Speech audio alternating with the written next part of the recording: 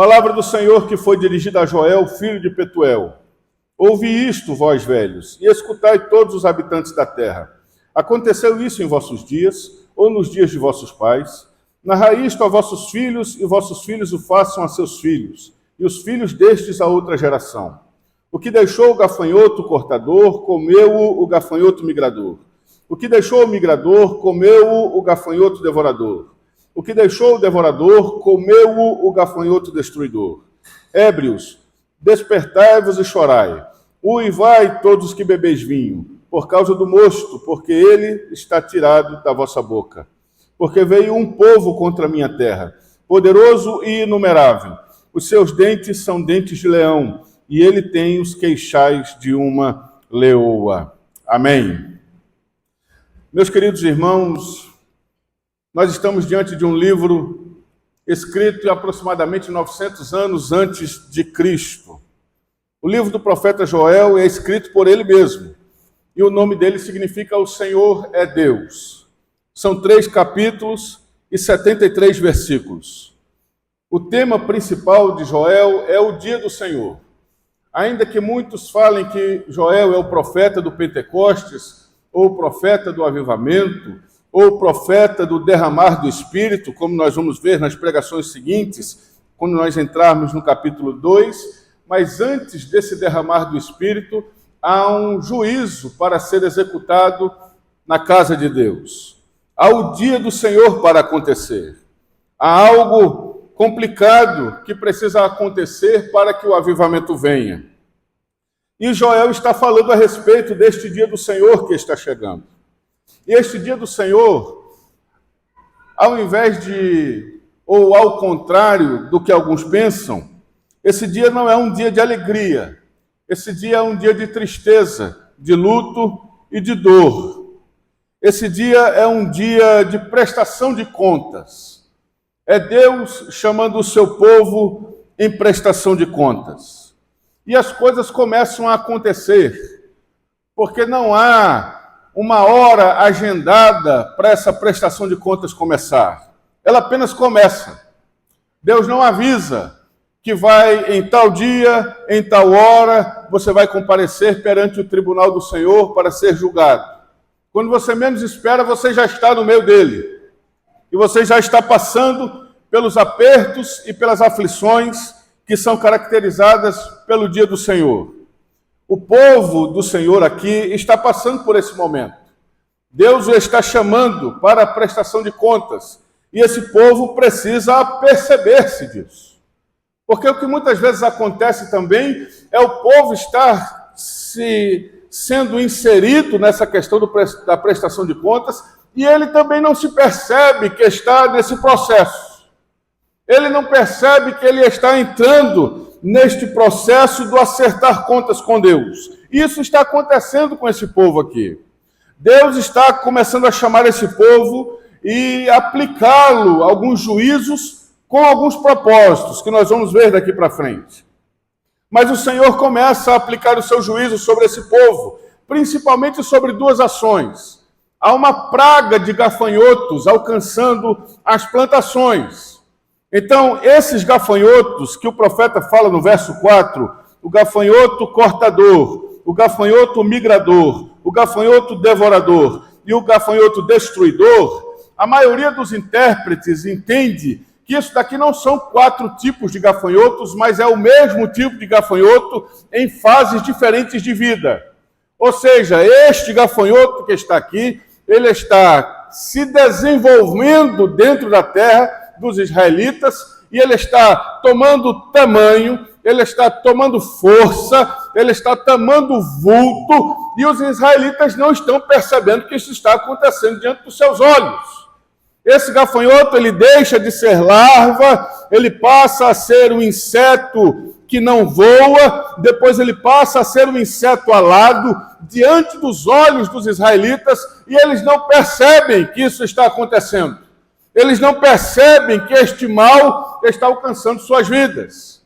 Além dos gafanhotos, há um segundo mensageiro de Deus, e esse mensageiro é o calor escaldante. Há uma seca terrível na terra de Israel, e as árvores estão secando. Não há mais, o cereal está destruído, a vide secou, as oliveiras se murcharam, o trigo está prejudicado. Então, tanto os gafanhotos como o sol escaldante estão servindo como ferramentas de Deus para trazer um juízo sobre este povo, para trazê-los a um acerto de contas. Isso está acontecendo nesta nação. Mas como nós somos crentes e eleitos no Senhor, todo o nosso sofrimento tem um propósito. Nenhum de nós passa por dificuldades sem propósitos de Deus em nós. Deus não tem prazer de fazer-nos sofrer sem motivo. Deus não tem prazer de fazer-nos passar pelo vale da sombra da morte sem um propósito específico. Saiba de uma coisa, em todas as nossas dificuldades, em todos os nossos desafios, em todas as nossas lágrimas, em todas as nossas lamúrias, Deus quer algo de nós. Deus está pedindo algo de nós. Que se não fosse este servo de Deus chamado sofrimento, nós nunca entenderíamos. Dizem algumas pessoas que o sofrimento é um dos servos mais eficazes do Senhor em seus propósitos. Porque o sofrimento, como diz o texto sagrado, que é melhor estar numa casa onde há luto do que numa casa onde há banquete, o sofrimento nos faz meditar, ponderar. O sofrimento nos leva a um momento de pensamento introspectivo e perguntar a Deus: Senhor, o que está acontecendo com tudo isso? Qual é o teu propósito para todo este sofrimento? Qual é o teu propósito para todo este problema? O que é que o Senhor quer comigo? O que é que o Senhor quer da minha vida?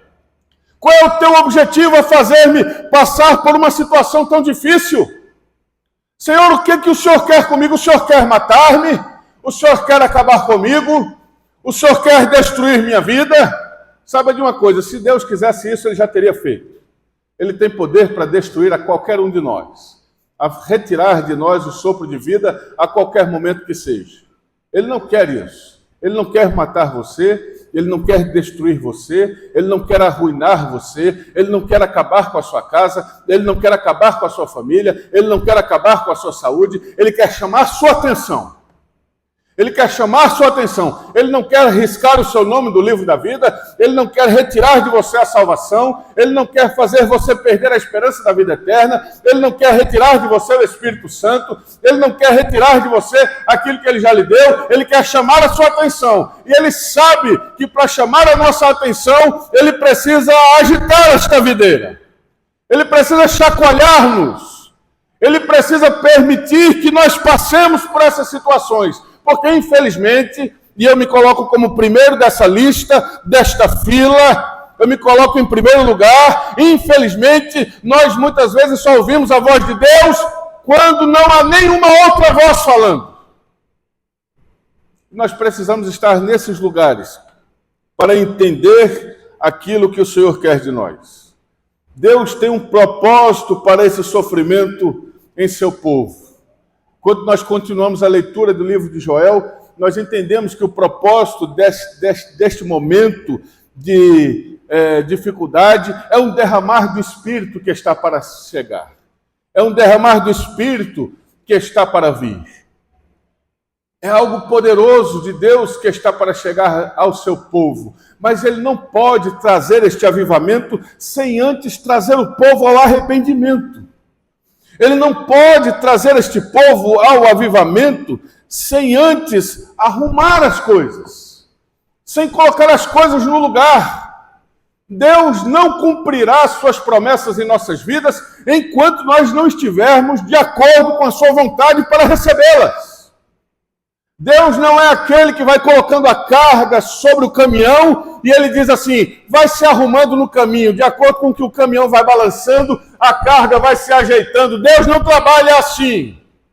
Deus, Ele vai ajeitando as coisas, e quando as coisas estão alinhadas, e estão perfeitas, e há a plenitude dos tempos que Paulo fala em suas cartas, aí a coisa acontece. Quando tudo converge, quando tudo está indo, quando tudo está de acordo, a promessa de Deus vem. Mas enquanto isso não acontece, a promessa não virá. Mas Ele quer cumprir a sua promessa, e é por isso que Ele vai colocar você nessa situação.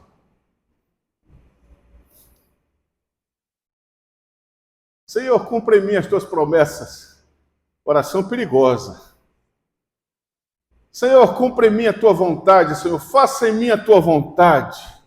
Me usa, Senhor, na tua presença. Senhor, me usa, derrama do teu espírito. Nós não entendemos as entrelinhas das coisas que nós pedimos a Deus, das orações que nós fazemos, o que está nas letras miúdas, o que está nas letras pequenas do contrato.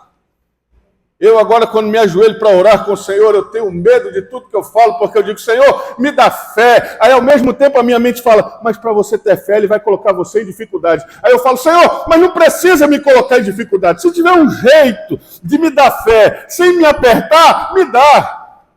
Mas se não tem jeito de me dar fé, sem me apertar, Senhor, deixa eu sem fé mesmo. Não me dá, não. Tá bom assim, desse jeito. Não me faz, Senhor, faz em mim a tua vontade. Mas, Senhor, se para fazer a tua vontade em mim for preciso eu passar por algo, Senhor, deixa do jeito que tá bom.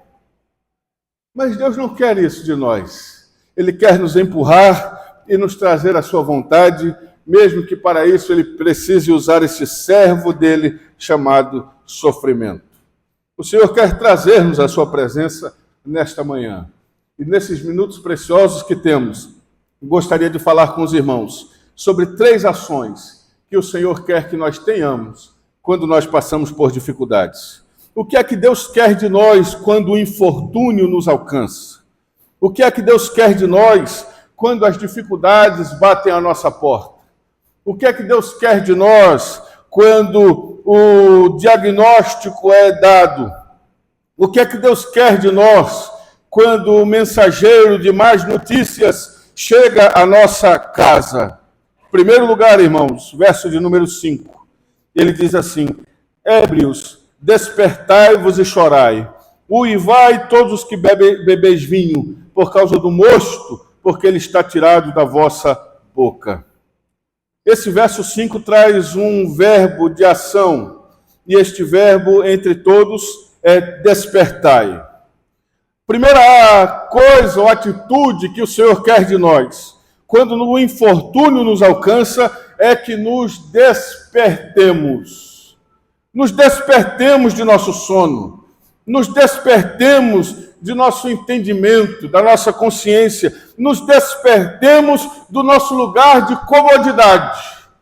Nos despertemos para nos apercebermos a situação que nos rodeia, aonde nós estamos inseridos, porque muitos de nós passamos por dificuldades e encaramos essas dificuldades como algo normal na vida, mas eu digo aos irmãos em nome de Jesus, que nós como servos de Deus não vivemos em cima de coincidências, nós vivemos cristocidências. Nada que acontece na nossa vida não acontece sem propósito. Deus tem um algo em cada uma dessas situações. E quando nós enfrentamos essas situações, nós precisamos despertar e nos aperceber disso. Deus está me chamando para algo. Deus está querendo tratar algo na minha vida. Deus está querendo retirar algo de mim. Ou Deus quer que eu faça algo, mas eu preciso despertar de meu sono. Como disse Paulo aos crentes de Éfeso, no capítulo 5, verso 14, desperta dentre os mortos e Cristo te esclarecerá. Nós precisamos despertar, enxergar essas situações de dificuldade, sentar-nos na nossa mesa, pegarmos um papel com caneta e começarmos a verificar como está a nossa vida diante de Deus, aonde nós precisamos despertar, onde nós precisamos estar apercebidos, o que é que precisa ser mudado. Eu preciso mudar aonde, Senhor? Eu sou orgulhoso, eu sou soberbo, eu sou arrogante, eu trato as pessoas mal, eu respondo mal meus pais, eu respondo mal minha esposa, eu não trato bem meus filhos, eu estou enganando as pessoas, eu preciso mudar. Eu preciso despertar do meu sono. Eu preciso despertar dessa situação que eu penso que eu estou fazendo sem ninguém ver, mas há um olho lá em cima que está vendo. E ninguém pode se esconder dele. E ninguém pode fazer nada escondido do Senhor.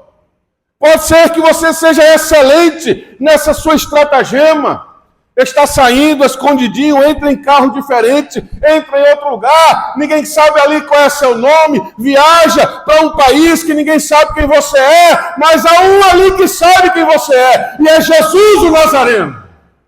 Ele sabe, ele está vendo. Estamos aí numa questão de prestação de contas com imposto de renda agora e tal, e não sei o que. Não, eu vou tirar esse vírgula daqui, vou jogar um zero para cá, vou jogar, o contador me ajuda a fazer um negócio aqui, um cambalacho, um negócio aqui. Eu não vou dar esse dinheiro todo para o Lula. Tira para cá, tira para lá, tira isso, tira aquilo. Dai a César o que é de César, disse Jesus. Dai a César o que é de César, e a Deus o que é de Deus. Não adianta, irmão. Não, mas isso daqui todo mundo faz. Você não é todo mundo, como dizia sua mãe. Você não é todo mundo. Você é diferente. Você é sal da terra e luz do mundo. E Deus vai fazer você prosperar, você andando corretamente diante do Senhor. Não esquente a sua cabeça, mas pastor, é muita coisa. Não se preocupe, Deus faz você prosperar mesmo diante disso. Faça a sua parte, ande corretamente, ande na luz para a glória bendita do Senhor. Faça certo. Deus quer com essas dificuldades despertar-nos. Despertar do nosso compromisso com Deus, de estarmos mais buscando a sua face em oração, de jejuarmos mais, de lermos mais a palavra. O Senhor quer nos trazer a sua presença, e Ele usa este homem, este servo, melhor dizendo, chamado sofrimento, para trazer-nos a esse lugar. Venha para cá, eu quero tratar com você, eu quero que você esteja aqui, eu quero que você seja despertado do seu sono. Paulo, na sua carta aos Romanos, no capítulo 3, verso 11, ele escreve: façam isso compreendendo o tempo em que vivemos. Chegou a hora de vocês despertarem do sono, porque agora a nossa salvação está mais próxima de nós do que quando cremos. Está na hora de despertar, irmãos. Despertar. Tem uma turma aí que peca e parece que não acontece nada, que não vai acontecer nada. Não, nada acontece, eu faço e não acontece nada, eu vou continuar fazendo. Meu querido irmão, você está em perigo. Abandone isso, abandone esta prática, abandone em nome de Jesus a pornografia, abandone em nome de Jesus esses pensamentos insanos, mundanos, malignos, abandone em nome de Jesus estes grupelhos ou grupinhos ou facções ou divisões. Abandone isso em nome de Jesus, porque ninguém pode estar sabendo, mas o Senhor sabe. E o Senhor está nos dizendo nessa manhã: a casa caiu. Ele está sabendo. Ele está sabendo, os céus estão sabendo. Então é hora de nós nos despertarmos. É hora de parar de ter aqueles momentos de conversa com aquela dona no trabalho. É hora de parar de sair namorando 5, 6, 7, 8 garotas dentro da igreja. É hora de parar de ter esses contatos pela internet, contatos escondidos, que ninguém sabe, que você colocou lá no arquivo oculto, para que ninguém saiba, mas o Senhor sabe. É hora de despertar. É hora de parar com isso. É hora de deixar de curtir fotos de outras pessoas do sexo oposto, de mandar mensagens no Messenger, de querer marcar encontros de oração. É hora de despertar do sono, diz o Senhor. Porque ainda que pareça que ninguém está vendo, o Senhor viu. Meu Deus, que caminho é esse? Eu não tinha preparado nada disso. Eu queria falar outra coisa. Não tem nada disso aqui no meu sermão. Ah, Deus. Deus está vendo, irmãos. Eu tenho um medo terrível disso. Tudo que faço na minha vida, eu sei que o Senhor está me vendo. Tudo. Até no trânsito, às vezes, me dá alguma coisa assim, eu tenho vontade de jogar o carro em cima de alguém. Eu tenho. Você tem também.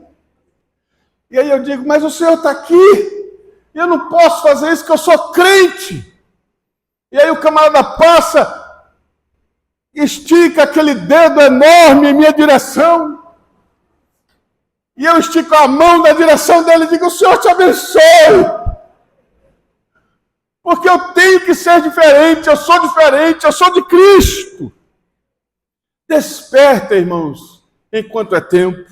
Segunda atitude que Deus quer que nós tenhamos com o sofrimento, está no verso 13. Cingivos de pano de saco e lamentai. Sacerdotes, uivai, ministros do altar, vinde, ministros de meu Deus, passai a noite vestidos de pano de saco, porque da casa do vosso Deus foi cortada a oferta de manjares e a libação.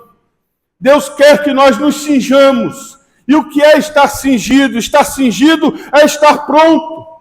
É estar pronto para quê, pastor? É estar pronto para arrepender-se. E o que é arrepender-se? Arrepender-se é abandono de pecado. Arrependimento não é choro. Porque tem muita gente que vem diante do Senhor, chora. Senhor, eu me arrependo. Aí se levanta, vai fazer a mesma coisa. Essa pessoa não se arrependeu. Ela teve tristeza. Ela teve dor no coração por uma atitude que ela sabe que não está correta. Mas arrependimento é voltar-se completamente ao contrário, é metanoia, é dar uma volta inteira e ir em direção contrária ao que você estava fazendo. E Deus está dizendo que Ele quer que nós nos cinjamos, que nós estejamos prontos para, nesta manhã, abandonar o pecado. Seja ele qual for. O compromisso do nosso coração diante de Deus hoje é dizer ao Senhor, Senhor, o Senhor me viu, eu fui descoberto, caí na malha fina celestial, e eu quero dizer para o Senhor que hoje eu deixo de fazer o que eu estava fazendo. Hoje. Não importa, Senhor, o que é que eu esteja fazendo, hoje eu paro, hoje eu deixo. Acabou hoje. Eu lembro quando Jesus me chamou para andar com Ele, eu tinha uma namoradinha. Não era a Yara, não. A Yara está aqui. E aí a namoradinha veio me abraçar do outro depois. Eu tinha sido alcançado por Jesus. E tinha uns negócios de Jesus que eu estava pedindo e não recebia.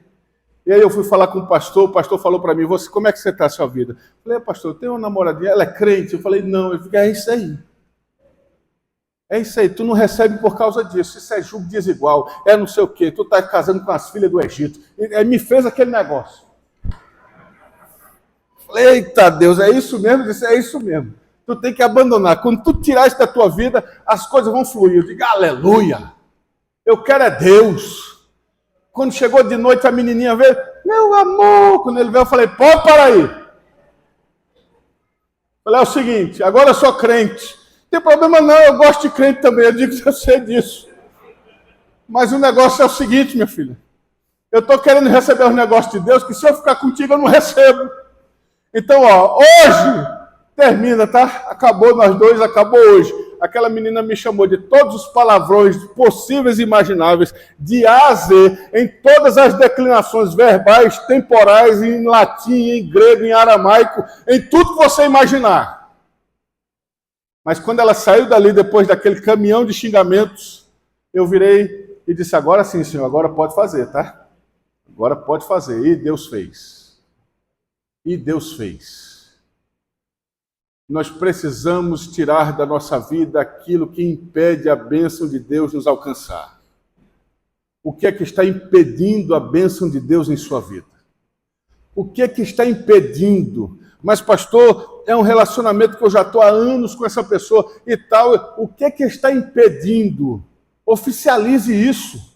Arrume essa situação. Vá, case. Põe a casa em ordem, resolva tudo isso. Eu estou devendo, não tenho condição de pagar. Chegue na pessoa que você está devendo e diga, devo, não nego, pago como eu puder. Mas não se esconda, não mude de telefone, não mude o número do celular. Vá lá, renegocie, dê seu carro, volte a andar a pé. Resolva essa situação em nome de Jesus. Está brigado com o filho, não fala com ele há anos, ligue para ele hoje. Ligue para ele hoje. Meu filho, está aqui, é papai. Me perdoe em nome de Jesus. Deus falou para eu fazer isso. Você não fala com seu pai há anos, faça isso. Porque quando o caixão dele estiver aqui, não vai ter mais tempo de choro, de lágrima, de arrependimento. O dia é hoje. É estar pronto para fazer hoje. E pano de saco e cinza é sinal de arrependimento com humilhação. É você realmente se humilhar. Não está falando com aquele irmão não sei quantos anos, perdoe, peça perdão, mas foi ele que falou mal de mim, não importa. Porque isso está impedindo a bênção de Deus de alcançar você. E é interessante que esta humilhação aqui no livro de Joel, ela começa no altar. Ela começa aqui. Ela começa entre os sacerdotes, entre os ministros. Porque o povo, eu costumo pensar assim, nesses anos que eu tenho de pastoreio, mais de 20 anos de ordenação, eu sempre vejo que a igreja ela é o pastor, ela é o reflexo do pastor. A igreja é o reflexo dos seus líderes. E se esses líderes são líderes arrogantes, soberbos, que têm dificuldade de se humilhar, de pedir perdão, a igreja também vai responder da mesma forma. E é por isso que isso começa entre a liderança, porque a liderança vai repercutir isso, vai reverberar, vai refletir isso no povo, porque o povo vai ver. O povo está olhando para nós. Quando chega a hora da oferta, o povo fica olhando para nós. Eu quero ver se o pastor vai. Estou falando bobagem, irmãos? Quando chega a hora do choro, quero ver o pastor chorando primeiro. Olha para ele e fala assim, o pastor está chorando não. Não vou chorar. O povo está olhando para a liderança. O povo está olhando para você que é líder. O povo está olhando para a nossa vida. E é por isso que isso começa por nós. Este algo começa por nós. Esta convocação ao aviva, esta convocação a estar aqui chorando, se humilhando, derramando lágrimas diante do Senhor, começa de nós. O povo quer enxergar em nós o exemplo, o modelo, a forma de viver, a forma de orar, a forma de se quebrantar. E é por isso que o Senhor está dizendo à liderança, são vocês também que têm que uivar. São vocês que têm que se vestir de pano de saco e lamentar. Os ministros de meu Deus, passem a noite vestidos de pano de saco, porque a casa do vosso Deus foi cortada, e a oferta de manjares e a libação. É hora de todos nós nos ajoelharmos. Essa mensagem que eu estou pregando aqui não é para vocês. Ela bate em mim primeiro. Ela tem que bater em mim primeiro. Se a mensagem não fala comigo primeiro, se ela não me conserta primeiro, se ela não bate no mensageiro primeiro, ela é falaciosa, ela é mentirosa, ela é acusatória. Ela tem que bater aqui primeiro, ela tem que consertar aqui primeiro. Eu tenho que sair daqui um melhor marido, um melhor pastor, um melhor pai, um melhor irmão, um melhor filho, um melhor negociador, um melhor comerciante. Ela fala comigo para poder falar com os irmãos. E eu entro dentro do meu carro e qualquer coisa que eu faça, tem 2 agentes federais atrás, no banco de trás, dizendo assim, papai, o senhor falou isso na igreja. Não é assim não que o senhor está ensinando, não. E louvado seja Deus pelos 2 agentes federais que eu tenho. O Senhor está nos chamando para o arrependimento. E, em último lugar, para que o avivamento venha no capítulo 2, nós precisamos no capítulo 1 ainda nos congregar. Verso 14. Promulgai um santo jejum, convocai uma assembléia solene, congregai os anciãos, todos os moradores desta terra, para a casa do Senhor vosso Deus, e clamai ao Senhor. Deus quer que nós nos congreguemos, que nós estejamos juntos. Hebreus capítulo 10, verso 25, não deixemos de congregar-nos como é o costume de alguns, antes façamos admoestações, e tanto mais quando vedes que o dia se aproxima. Nós estamos vivendo uma época dos desigrejados, onde ir para a igreja é uma opção. Chega no dia do Senhor, a gente escolhe para ver se vai para a igreja ou não. É uma escolha, é uma opção. Não, hoje eu não vou não, eu não estou afim. É o dia do Senhor, meu irmão. Você deve estar aqui na casa de Deus. Nós devemos nos congregar. Precisamos estar juntos. Precisamos estar aqui diante de Deus. E para Deus fazer com que nós estejamos aqui, Ele, como disse Lutero, solta o cachorro dele, o diabo, atrás de nós. Porque Lutero dizia que o diabo é o diabo de Deus. E ele dizia que o diabo é como um cachorro preso em uma corrente. E que Deus, quando quer açoitar alguém ou afligir alguém, ele solta o diabo de sua corrente. E o diabo sai mordendo a todo mundo e a todos. E quando isso acontece, aí a igreja começa a encher. Eu lembro naquele momento do 11 de setembro, das Torres Gêmeas. Eu estava com a Yara ainda noivo, não era, filho? Nós não tínhamos casado ainda, foi 2001. Nós casamos em 2002, nas Torres Gêmeas. Eu estava lá no meu comércio, eu era comerciante, e eu estava lá sentado, de repente eu olho daquela minha televisãozinha 14 polegadas, tubo, daquele tubão, olhei para ela assim no meu comércio, as torres tudo caindo, o povo em desespero na rua, no interior da Paraíba. O povo vai, meu Deus, fim do mundo, fim do mundo! E era gente correndo para cá, gente correndo para lá. Daqui a pouco a Yara chegou lá, era hora do almoço. Meu filho, eu digo, vai se acabar, vai se acabar. O mundo está se acabando. E tal, e vem para cá, vem para lá. E aquela coisa toda, o que é que aconteceu nas igrejas? Mas lotou! Os crentes que estavam desviados, voltou tudo! No outro domingo as igrejas estavam abarrotadas, gente saindo pela janela, só de Eutico tinha uns 30, gente pendurada do lado de fora, deixa, pelo amor de Deus, deixa eu entrar. As igrejas nos Estados Unidos abarrotadas, cheias, as igrejas no Brasil cheias. Por que isso aconteceu? Porque Deus enviou essa situação para despertar a turma. E aí o pessoal vê que não foi o fim do mundo, e diz, não foi não, vamos voltar. Aí cada um começa a se dispersar de novo. Daqui a pouco vem outro negócio, pandemia.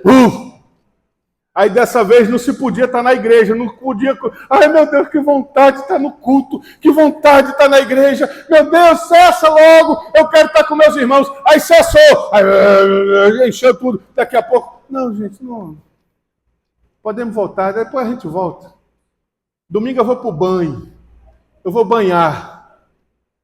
Aí vai para o banho banhar. Daqui a pouco acontece outra coisa.